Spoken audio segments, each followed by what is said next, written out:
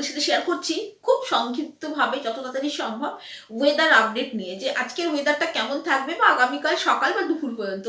আবহাওয়া দপ্তর থেকে যেটা বলা হচ্ছে যে আজকে কিন্তু মোটামুটি হালকা ফুলকা মাঝারি থেকে হালকা কিন্তু বৃষ্টিপাত হবে, সঙ্গে হালকা ঝোড়ো হাওয়া থাকতে পারে। অলরেডি হচ্ছে, এই যে তোমরা দেখো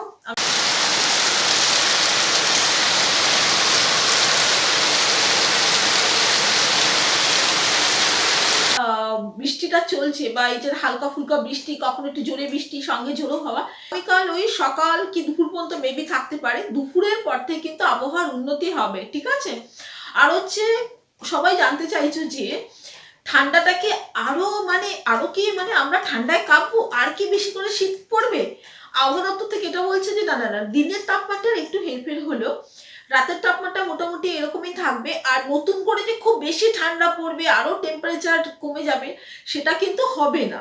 হ্যাঁ, আর নতুন করে যে ঠান্ডা খুব কামব্যাক করে আসবে, সেটা কিন্তু হওয়ার সম্ভাবনা কিন্তু খুবই কম। হালকা কোনো ঠান্ডার মধ্যে বৃষ্টি আমাদের কিন্তু একদম ভালো লাগছে না, বলো, সাথে সাথে ভিজে ভিজে এত ঠান্ডা, তার মধ্যে বৃষ্টি। যাই হোক,